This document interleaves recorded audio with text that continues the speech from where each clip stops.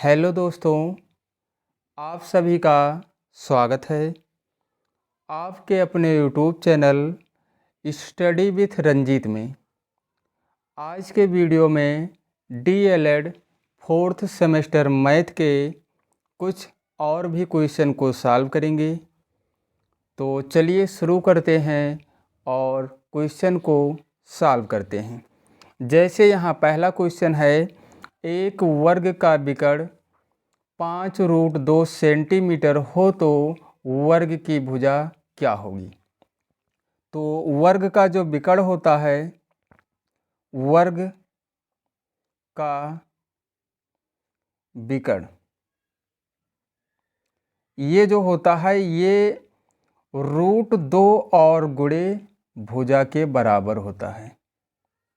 लेकिन हमें यहाँ पे भुजा निकालना है, तो अगर इस फार्मूले से हम भुजा निकालें तो क्या बनेगा। यहाँ पे भुजा बराबर हो जाएगा, भुजा बराबर वर्ग का विकर्ण और बटे में हो जाएगा √2। और हमें इस क्वेश्चन में भुजा ही निकालना है, विकर्ण दिया गया है। तो वर्ग का जो विकर्ण दिया गया है कितना है, वर्ग का विकर्ण यहाँ पे दिया गया है कितना, 5√2। तो हम लिखेंगे 5 और रूट में 2 और बटे में √2 लिखेंगे। √2 और √2 ये कैंसिल हो जाएगा तो क्या बचेगा, 5 सेंटीमीटर। तो अगर वर्ग का विकर्ण दिया गया है और हमें भुजा निकालना है तो हम इस फार्मूले की सहायता से भुजा को ज्ञात कर सकते हैं। चलिए दूसरे क्वेश्चन को भी सॉल्व करते हैं। दूसरा क्वेश्चन है, यहाँ पे दिया गया है cot theta into sine theta और इंटू सेक थीटा का मान बताइए। तो हमें क्या करना है, हमें इसको लिखना पड़ेगा इस तरीके से। पहले लिख लेते हैं cot theta into sine theta और इंटू सेक थीटा। तो cot थीटा को हम लिख सकते हैं cos थीटा बटे साइन थीटा और इंटू है यानी गुणा कर सकते हैं क्या, साइन थीटा। और इंटू सेक थीटा को हम लिख सकते हैं क्या, सेक थीटा को हम लिख सकते हैं 1 में cos थीटा। साइन से साइन कैंसिल हो जाएगा और cos से क्या हो, कैंसिल हो जाएगा cos, यानी सभी कैंसिल हो गया तो यहाँ इसका मान आ जाएगा कितना, 1। और यही हो जाएगा इस क्वेश्चन का आंसर। क्वेश्चन नंबर 3 है, इसमें दिया गया है यदि cos स्क्वायर थीटा बराबर 1/2 हो तो साइन स्क्वायर थीटा का मान क्या होगा। तो यहाँ पे दिया गया है क्या, cos स्क्वायर थीटा बराबर में दिया गया है 1/2। क्या दिया गया है, cos स्क्वायर थीटा और बराबर में 1/2 है। अगर यहाँ से स्क्वायर को हम हटा देंगे तो ये बन जाएगा cos थीटा, यहाँ बचेगा और ये हो जाएगा रूट इधर लग जाएगा 1/2, मतलब रूट के अंदर आ जाएगा 1/2।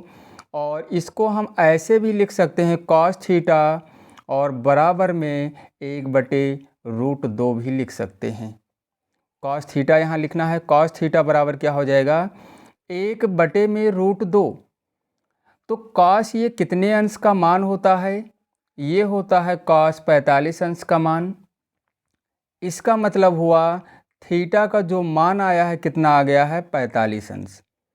और हमें क्या निकालना है, साइन स्क्वायर थीटा। किसका मान निकालना है, साइन स्क्वायर थीटा। तो साइन स्क्वायर थीटा को हम लिख सकते हैं क्या, साइन स्क्वायर 45 अंश, साइन स्क्वायर 45 अंश लिख सकते हैं।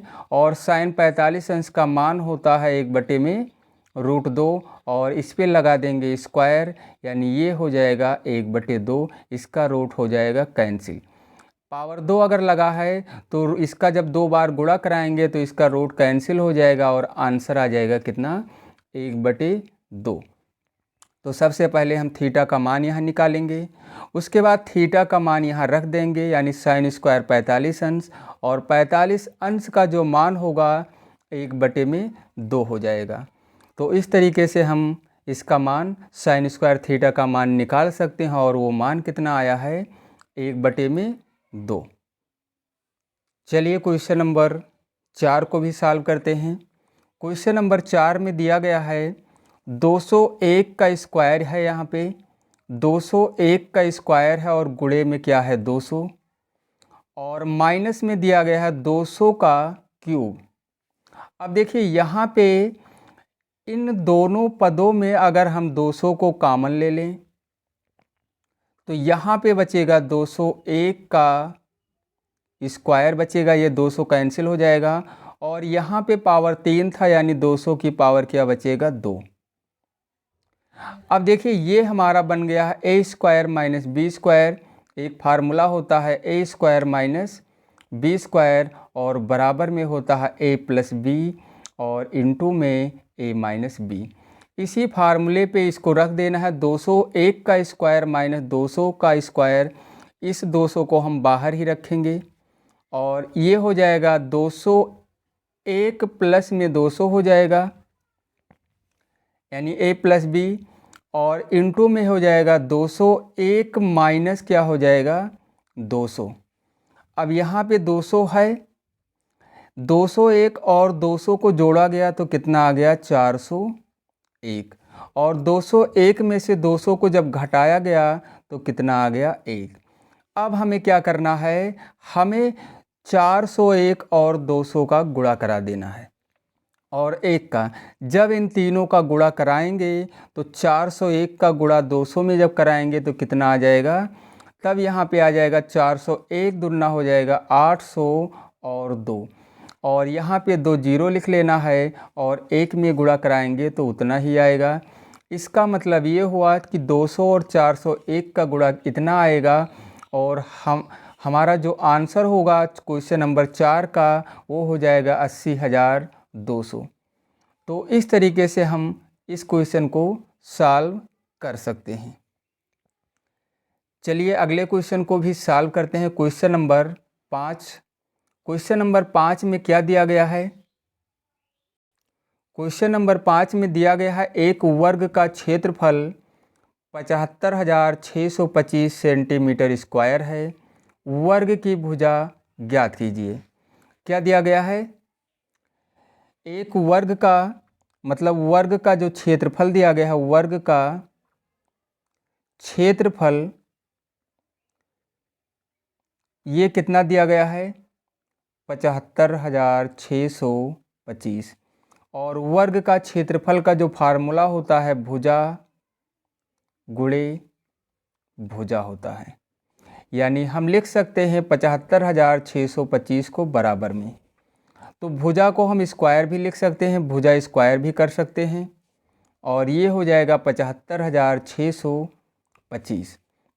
स्क्वायर को अगर यहाँ से हटा दिया जाए, स्क्वायर को अगर हटाएंगे तो ये रूट में हो जाएगा 75,625, और 75,625 का वर्गमूल निकालेंगे और ये इसका वर्गमूल आ जाएगा 275। यानी इस तरीके से हम भुजा ज्ञात कर सकते हैं। 75,625 का वर्गमूल निकालेंगे तो कितना आ जाएगा 275 मीटर सेंटीमीटर, क्या आ जाएगा सेंटीमीटर, यहाँ पे लिखेंगे सेंटीमीटर और ये सेंटीमीटर स्क्वायर था। तो क्वेश्चन नंबर 5 में यही पूछा गया था, एक वर्ग का क्षेत्रफल दिया गया था इतना और हमें वर्ग की भुजा ज्ञात करनी थी। तो वर्ग का क्षेत्रफल का जो फार्मूला होता है भुजा गुणे भुजा, यानी हम लिख सकते हैं भुजा स्क्वायर बराबर इतना, तो भुजा बराबर हो जाएगा रूट 75,625, और इसका जब वर्गमूल निकालेंगे तो आ जाएगा कितना 275। चलिए क्वेश्चन नंबर 6 को भी सॉल्व करते हैं। क्वेश्चन नंबर 6 में दिया गया है समीकरण 2x² माइनस 5x माइनस 3 बराबर 0 को सरल कीजिए। कौन सा समीकरण दिया गया है, 2x² माइनस में 5x और माइनस में 3 है, बराबर में क्या है 0, यानी गुणा करने पर 3 दूनी 6, गुणा करने पर 6 लाना है और जोड़ने या घटाने पर कितना लाना है 5। तो हम क्या करेंगे, उस संख्या को ज्ञात करेंगे जिनका गुणा कर दें तो 6 आ जाए और उनको जोड़ दें या घटा दें तो कितना आ जाए 5। तो संख्या यहाँ 2 हो सकती है। एक तो ये हो सकती है कि 3 और 2 का गुणा करा दें तो 6 आ जाए, लेकिन यहाँ पे ध्यान रखना गुणा करने पर माइनस लाना है। तो जो संख्या होगी हमारी वो संख्या होगी 6 और 1 यानी -1। तो 6 माइनस और 6 में से 1 घटाएंगे तो -6 आ जाएगा। 6 में से 1 घटाएंगे तो हमारा 5 भी आ जाएगा, यानी संख्या क्या मिली यहाँ पे 6 - 1। तो इसको हमें लिखना है 2x², माइनस लगाना है ये वाला और ब्रैकेट में लिखना है 6 और साथ में लिखना है x, और -1 नहीं लिखना है, -x लिखना है, और बाहर लिखना है माइनस में 3 और बराबर में 0।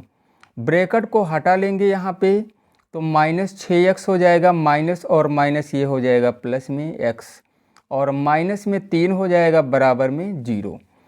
अब इन दोनों में कामन हम ले लेंगे यहाँ पे, तो इन दोनों पदों में कामन हो जाएगा 2x, तो यहाँ पे 1x बचेगा और 2 तिहाई 6 यानी माइनस में यहाँ आ जाएगा 3। इन दोनों पदों में कोई कामन नहीं है, कोई संख्या कामन नहीं हो रही है, तो कामन लेंगे 1, यानी 1 जब कामन लेंगे तो ये जितना है उतना ही रह जाएगा बराबर में 0। तो एक ब्रैकेट में लिखना है x - 3 और इंटू क्या लिखना है 2x + 1। ये तो किया गया है गुणनखंड यहाँ तक, लेकिन हम यहाँ से x का मान भी निकालेंगे। x - 3 बराबर में एक बार 0 कर लेंगे, यानी x - 3 बराबर 0, तो x बराबर में हो जाएगा 3। एक आंसर हमारा ये आ जाएगा। और एक बार 2x प्लस में 1 बराबर 0 कर लेंगे, तो 2x बराबर में हो जाएगा -1, तो x बराबर हो जाएगा -1 और बटे में 2। एक आंसर हमारा ये आ जाएगा। चलिए क्वेश्चन नंबर 7 को भी सॉल्व करते हैं। इसमें दिया गया है यदि वृत्त का व्यास 14 सेंटीमीटर है तो वृत्त की परिधि ज्ञात कीजिए। क्या दिया गया है, वृत्त का व्यास दिया गया है 14 सेंटीमीटर, तो उसकी त्रिज्या यानी r कितनी हो जाएगी 14 और बटे में 2 हो जाएगा। इसको कैंसिल कर लेंगे तो r यानी त्रिज्या का मान कितना आ गया 7, त्रिज्या यानी रेडियस, और रेडियस का मान कितना आ गया है 7। और हमें वृत्त की परिधि ज्ञात करनी है। क्या ज्ञात करना है, वृत्त की परिधि। और वृत्त की परिधि निकालने के लिए हम क्या करेंगे, कौन सा फार्मूला लगाएंगे 2πr। ये वृत्त के परिधि का फार्मूला है। 2π का मान हम रखेंगे 22/7 होता है, यही रखेंगे। और r का मान कितना है 7, r का मान 7 ही तो है। 7 से 7 कैंसिल हो जाएगा, बचेगा 22 और गुणे 2, यानी 22 और 2 का गुणा करा लेंगे तो आ जाएगा कितना 44 सेंटीमीटर। तो इस तरीके से हम वृत्त की परिधि निकाल लेंगे और यही हो जाएगा हमारा आंसर। चलिए क्वेश्चन नंबर 8 को भी सॉल्व करते हैं। क्वेश्चन नंबर 8 जो दिया गया है, यहाँ पे दिया गया है एक वृत्त की त्रिज्या दूसरे वृत्त की त्रिज्या की 4 गुनी है। क्या दिया गया है, एक वृत्त की त्रिज्या दूसरे वृत्त की त्रिज्या की 4 गुनी है। दोनों वृत्तों के क्षेत्रफलों का अनुपात ज्ञात कीजिए। दोनों वृत्तों के क्षेत्रफलों का अनुपात ज्ञात कीजिए। तो हम क्या करेंगे, अगर हम मान लेते हैं एक वृत्त की त्रिज्या क्या है r, या हम x भी मान सकते हैं, तो चलिए यहाँ लिखते हैं माना एक वृत्त की त्रिज्या।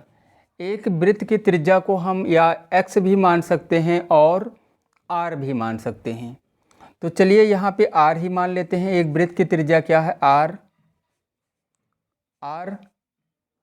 तो दूसरे वृत्त की त्रिज्या क्या हो जाएगी, दूसरे वृत्त की त्रिज्या क्या हो जाएगी 4r। और ये 4r कैसे हुआ, देखिए क्वेश्चन में कहा गया था दूसरे वृत्त की मतलब एक वृत्त की जो त्रिज्या है r, दूसरे वृत्त की त्रिज्या की 4 गुनी है। अगर एक को r मानेंगे तो दूसरा क्या हो जाएगा, दूसरा हो जाएगा 4r हो जाएगा। तो हम क्या करेंगे, इनके क्षेत्रफलों का अनुपात निकालेंगे। क्वेश्चन में यही कहा गया है कि एक वृत्त की त्रिज्या दूसरे की 4 गुनी है, तो अगर एक r है तो दूसरा 4r होगा।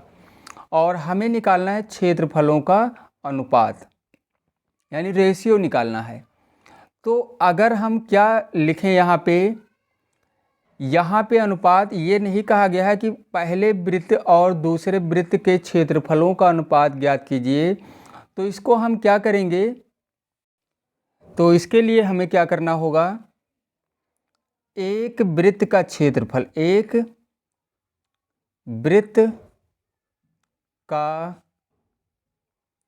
क्षेत्रफल और बटे में लिखेंगे क्या, दूसरे वृत्त का क्षेत्रफल। और वृत्त का जो क्षेत्रफल होता है क्या होता है, पाई आर स्क्वायर।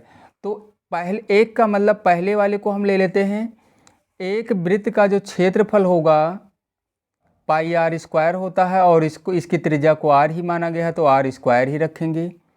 और बटे में दूसरे का क्या हो जाएगा, दूसरे वृत्त का क्षेत्रफल पाई आर, और आर का मान यहाँ पे क्या है 4r, और 4r का क्या करेंगे स्क्वायर। तो ये आ जाएगा, ऊपर है पाई आर स्क्वायर और ये हो जाएगा 4, इसका स्क्वायर यहाँ पे लग गया है तो ये 16 पाई आर स्क्वायर हो जाएगा। और पाई आर स्क्वायर और पाई आर स्क्वायर कैंसिल हो जाएगा तो ऊपर आ जाएगा 1 और नीचे बटे में हो जाएगा 16। या इसको अब हम लिख सकते हैं 1:16। कितना आ गया है, दोनों वृत्तों के क्षेत्रफलों का अनुपात। अगर एक वृत्त का क्षेत्रफल 1 होगा तो दूसरे वृत्त का क्षेत्रफल 16 आएगा, मतलब 16 गुने का अंतर होगा यहाँ पे।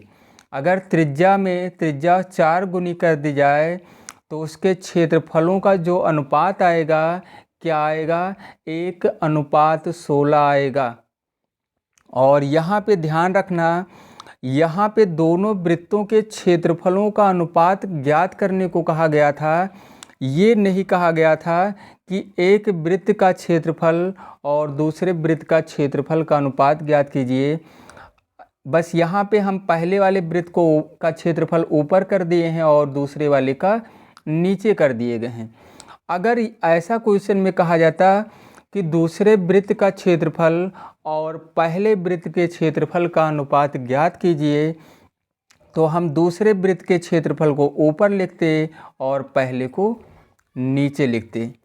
क्या कहा जाता, अगर इस तरीके से क्वेश्चन में पूछा जाता कि दूसरे वृत्त के क्षेत्रफल और पहले वृत्त के क्षेत्रफल का अनुपात ज्ञात कीजिए, तो हम क्या करते, दूसरे वाले को पहले ऊपर लिखते और पहले वाले का क्षेत्रफल नीचे।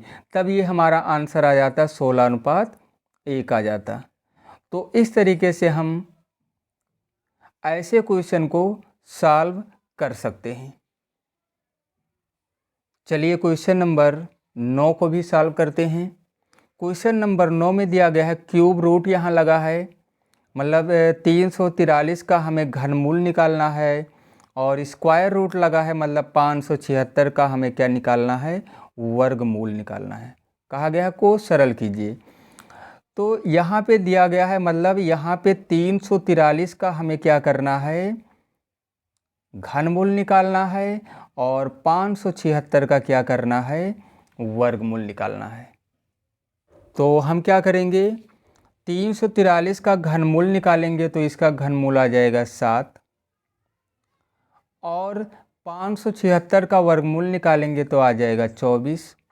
24 और 7 का हम करा लेंगे गुणा, तो 7 चौके 28 हो जाएगा, 7 दूनी 14 और ये यानी 168 आ जाएगा, और यही हो जाएगा हमारा आंसर। तो ऐसे क्वेश्चन को हम इस तरीके से सॉल्व कर सकते हैं। चलिए क्वेश्चन नंबर 10 को भी सॉल्व करते हैं। किसी शंकु की तिर्यक ऊंचाई 21 सेंटीमीटर, त्रिज्या 8 सेंटीमीटर है। शंकु का वक्रपृष्ठ ज्ञात कीजिए। क्या ज्ञात करना है? शंकु का वक्रपृष्ठ ज्ञात करना है। तो शंकु का वक्रपृष्ठ अगर हमें निकालना है तो हम किस फार्मूले से निकालेंगे? पाई आर एल। आर का मान यहाँ पे दिया गया है 8 सेंटीमीटर यानी त्रिज्या, और तिर्यक ऊंचाई दी गई है, तिर्यक ऊंचाई यानी एल का मान दिया गया है 21। अब इसी फार्मूले पे हम रख देंगे, पाई का मान 22/7 कर लेंगे, आर का मान 8 हो जाएगा और एल का मान क्या है? 21। 7 से 21 को हम 3 बार में कैंसिल कर लेंगे, तो बचेगा यहाँ 22 और गुणे में 8 और गुणे में 3, और इनका हम गुणा करा लेंगे। किसका किसका? 22, 8 और 3 का, और जब इन तीनों का गुणा कराएंगे तो 500 क्या आ जाएगा? 28 सेंटीमीटर स्क्वायर। क्या आ जाएगा? Centimetre square. तो इस तरीके से हम शंकु का वक्रपृष्ठ निकाल सकते हैं। अगर R और L दोनों का मान दिया गया है तो वो मान हम यहाँ पे रख देंगे, और इस तरीके से हम शंकु का वक्रपृष्ठ निकाल सकते हैं। तो आज के इस वीडियो में बस इतना ही, और फिर मिलते हैं अगले वीडियो में कुछ और भी महत्वपूर्ण क्वेश्चन को लेकर।